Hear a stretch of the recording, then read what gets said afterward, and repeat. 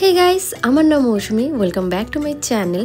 তৃতীয় বছরের জামাই ষষ্ঠীর দিনটা আমি কেমনভাবে কাটালাম আজকে সম্পূর্ণটা তোমাদের সাথে শেয়ার করব। বছরের এই একটা দিন শাশুড়িরা অপেক্ষা করে থাকে জামাইদের কিভাবে আদর সেবা করবে, আর জামাইরাও অপেক্ষা করে থাকে কিভাবে শাশুড়ির হাতে সুন্দর সুন্দর রান্না খাবে।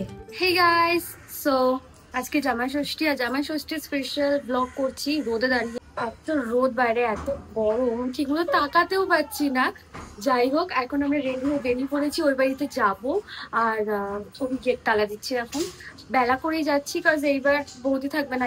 এই বছরটা দাদা বৌদি ওই বাড়িতে গেছে, তো মা সবটাই একা হাতে করছে। সেই কারণে আমি ভাবলাম সকাল সকাল যাবো। সকালে ঝামেলা, দুপুরে ঝামেলা, রাতের ঝামেলা, তার থেকে হলে একটু বেলা করেই যায়। আর সব থেকে মেন জিনিস হচ্ছে ঘুম ভাঙতে অনেক দেরি হয়ে গেছে, শরীরটা খারাপ দুজনেরই। এখন আপাতত আমরা বেরাচ্ছি। আর আজকে কি কি করলাম কি না করলাম সম্পূর্ণ তোমাদের সাথে শেয়ার করবো, তোমরা কিন্তু আমার সাথে থেকো। আগের দিন ওয়েদারে জানতে পেরেছিলাম যে জামাই ষষ্ঠীর দিন বৃষ্টি ওয়েদার থাকবে, কিন্তু সকাল থেকে উঠে এত রোদ দেখে আমার তো অবস্থা খারাপ। যাওয়ার সময় মিষ্টি নিয়ে নিলাম ওই বাড়ির জন্য। অবশেষে ওই বাড়িতে পৌঁছে গেলাম। গিয়েই আগে কয়েকটা ফটো তুলে নিলাম, কারণ আমি জানি শাড়ি পরে বেশিক্ষণ আমি থাকতে পারবো না। তবে আমি ভুলছিলাম, কারণ এই শাড়িটা এতটাই কমফোর্টেবল অ্যান্ড সফট, আমার মনেই হচ্ছিল না যে আমি শাড়ি পরে রয়েছি। চলো, অনেক ফটো তোলা হলো, মা অনেকক্ষণ ধরে ডাকছে, এবার যাওয়া যাক। হেই গাইস, সো এতক্ষণ ব্যালকনিতে কিছু ফটো তুলছিলাম আমি আর রবি। অনেকক্ষণ ধরে ছবি তুলেছি। মালা আসবে, যাই তোরা খেতে আয়। যাই হোক, বাড়িতে চলে এসেছি। অ্যান্ড অনেক দিন পর আসলাম এই বাড়িতে, তো একটু ভালোই লাগছে, আলাদা রকম লাগছে। কিন্তু বৌদি নেই, একটু ফাঁকা ফাঁকা লাগছে। বৌদি, মনা, দাদা সবাই চলে গেছে জামা ষষ্ঠী খেতে, আর এদিকে আমি চলে এসেছি। বৌদি নেই ঘরেতে, একটু ফাঁকা ফাঁকা লাগছে, কিন্তু দিদা, দাদু, মামি সবাই আছে। কিন্তু মনা না থাকলে আমার সবাই থাকলেও ফাঁকা ফাঁকাই লাগে। যাই হোক, ব্যালকনিতে দাঁড়িয়ে এতক্ষণ তো ছবি টবি তুললাম। এবার খাবার পালা, খাওয়াই কি কি রয়েছে সেটা তোমাদেরকে দেখাবোই আমি। প্রথমেই তো আমি দেখে অবাক যে মা নিজের হাতে এত কিছু করেছে। মার শরীরটা খুব একটা ভালো নেই, তার জন্য আমি আশাও করিনি যে মা আহামরি একটু বিশাল আয়োজন করবে। এত কিছু করেছে দেখে অভিরও খুব খারাপ লাগছিল। সে যাই হোক, বছরে তো একবারই আসে জামাই ষষ্ঠী, শাশুড়ি এই সুযোগটা কেন হাতছাড়া করবে। তাই বেশি কিছু আর এই বিষয়ে বলবো না। মা ভালোবেসে যতটুকু করেছে ততটুকুতে আমরা খুব খুশি। আফটার অল জামাই ষষ্ঠী বলে কথা, শাশুড়িরা সারা বছর এই দিনটার জন্যই অপেক্ষা করে থাকে। বাই দ্য ওয়ে, মা এখানে বানিয়েছিল চিকেন কষা, চিংড়ির মালাইকারি, দই কাতলা, পটলের দোরমা, আরও কত কি। বাপ রে বাপ, আমি তো এত কিছু খেতেই পারিনি। আমি যা হোক করে একটা পদ দিয়েই ভাত খেয়ে উঠে পড়েছিলাম। অভিকে কষ্ট করে তো খেতে হয়েছে, তবে চিংড়ির মালাইকারিটা ওর আবদারেই মা করেছিল। এই হচ্ছে আমার সব থেকে প্রিয় একটা রিচুয়ালস, আশীর্বাদ পর্ব।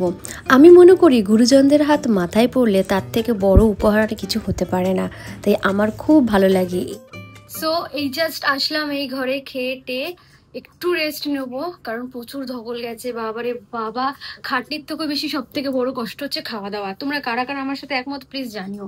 তাও এবছর বৌদি ছিল না, তাই মা একা হাতে যতটুকু পেরেছে করেছে, বাট এটাই আমার কাছে অনেক। আমি তো ভেবেছিলাম মানে এর থেকেও কম কিছু হবে, বাট মা অনেক কিছু করেছে একা হাতে। তো দেখে আমি অবাক হয়ে যাচ্ছি, কারণ মার শরীর খুব একটা ভালো নেই, হাঁটু ব্যথা করে, তো বেশিক্ষণ দাঁড়িয়ে মা রান্না করতে পারে না। বৌদি প্রায় অনেক হেল্প করে দেয় মায়ের। অভিও এসে গেছে, এবার একটু রেস্ট নেবো, শাড়িটারি খুলবো। আর তাছাড়া জানো তো, এটা না তাঁতের শাড়ি। আমি অনেকদিন পর তাঁতের শাড়ি পরলাম। গরম বাইরে, অনেকদিন পর আমি তাঁতের শাড়ি পরলাম, তো বেশ ভালো লাগলো। অনেকদিন পর, ছোটবেলায় আগে বেশিরভাগ তাঁতের শাড়ি পরতাম, সরস্বতী পুজো বা অন্য কোনো যে কোনো অকেশনে শাড়ি পরার সুযোগ পেলেই না তাঁতের শাড়ি পরতাম। বাট এটা মানে বিয়ের পর অনেক দিন পর তাঁতের শাড়ি পরলাম আমি। আর খুব সফট সুতির, কোয়ালিটিটা খুবই ভালো শাড়িটার। অ্যান্ড আমার খুব ভালো লাগে, একটু ইউনিক কালার ট্রাই করলাম, কারণ এর আগে এটা নিয়ে 3 বছর হচ্ছে আমার জামাই ষষ্ঠী, আমার আর রবির জামাই ষষ্ঠী। তো এর আগে 2 বছর আমি একবার হয়তো ইয়েলো কালার পরেছিলাম, একবার হয়তো অরেঞ্জ বা রানি বা রেড এরকম কিছু একটা পরেছিলাম। তো এই বছর একটু হাটকে পরে আসলাম, কারণ গরমের মধ্যে খুব কষ্ট হচ্ছিল, হেভি কিছু পরার ইচ্ছাই হচ্ছিল না। আর তার জন্য ভাবলাম কি তাতে সেইটাই পরি। এটা অ্যাকচুয়ালি একটা অদ্ভুত সময় কেনা হয়েছিল, ডান্স প্রোগ্রামের সময় শাড়ি আনার কথা ছিল, আর আমি ভুলে গেছিলাম। খুবই ওবিডিয়েন্ট স্টুডেন্ট আমি, যাই হোক। তো তখন শাড়ি জোগাড় করতেই হবে। তো যেই হলে আমাদের শো ছিল কলকাতার, সেই হলের পাশে 2-3টে বুটিক ছিল, অনেকটা দূরই ছিল। হ্যাঁ, কারণ সল্ট লেকের রাস্তাঘাট তোমরা জানো, সল্ট লেকে দোকান খুঁজে পাওয়া খুব চাপের লোকাল এরিয়াতে। তো ওই গলি গলি খুঁজে খুঁজে একটা বুটিক পেয়েছিলাম আমি। তো সেইখানে গিয়ে আমি সবই এক্সপেন্সিভ কাপড় দেখতে পাচ্ছি, কারণ আমার জাস্ট একটা নর্মাল একটা শাড়ি দরকার, যেটা আমি পরে ওই একটা সিন আছে যেখানে ডান্সের কিছু একটা ব্যাপার রয়েছে। তো পাচ্ছি না লাস্টে তাঁতের শাড়িটা পেলাম, যেটা মানে কমে পাইনি ওখানে। তো 500 টাকার, মানে 500 টাকার কোনো শাড়িই নেই অ্যাকচুয়ালি ওইখানে। অনেক কষ্টে একটু বার্গেন করে যাই হোক এই শাড়িটা কিনেছিলাম। মনার ঘরে আমরা দখল করেছি আজকে। মনা আসছে, মা ঢুকতে দেবো না ওকে, এখানে দখল করেছে অভি মনার ঘর। আমি আছি এখানে, দাদু আছে এখানে, দাদা আছে, মনাকে ঢুকতে দেবো না। কি রে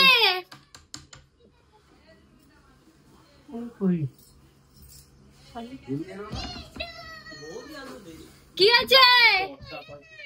কেন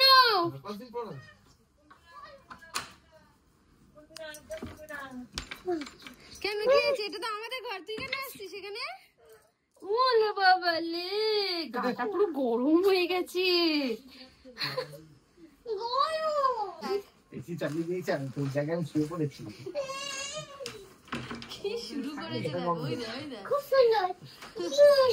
খুব গরমের কথা ভেবে মনার জন্য এই সিম্পল প্যান্ট আর টপটা নিয়েছিলাম। ভেবেছিলাম ওর হবে না ফিট, কিন্তু ভালোই ফিট হয়েছে দেখুন। আর ও খুব খুশিও হয়েছে, পিঙ্ক কালার টপ পেয়ে ও খুব আনন্দে নাচানাচি করছিল। সন্ধেবেলায় আমি দেখছিলাম যে কি কি খাবার বেঁচে গেছে। দেখলাম প্রায় সব পদই একটু একটু করে বেঁচে গেছে, আর এই ভাজাভুজিগুলো আমার পাতের, আমি সবটা খেয়ে উঠতে পারিনি।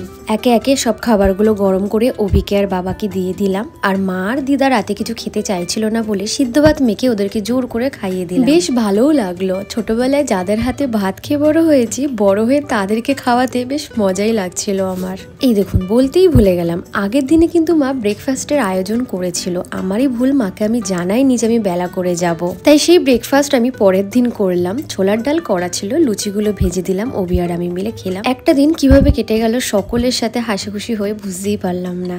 এবার বাড়ি যাবার পালা। আবার কবে এই বাড়িতে আসবো ঠিক জানি না। ক্লাসের সূত্রে এইদিকে আসা হয় ঠিকই, কিন্তু বাড়িতে রান্নার ঝামেলার জন্য তাড়াহুড়া করে ক্লাস করেই ওই বাড়ি চলে যেতে হয়, তাই আর মার সাথে খুব একটা দেখা করে উঠতে পারি না। বাড়ি ফেরার পথে কিছু ফটো আমি স্টুডিওতে বার করতে দিয়েছিলাম, সেগুলো কালেক্ট করে নিয়ে বাড়ি যাওয়ার দিকে রওনা দিলাম। মিশো থেকে কয়েকটা ফটো ফ্রেমের সেট অর্ডার করেছিল হবি আমাদের ঘরের ওয়ালটাকে সাজানোর জন্য।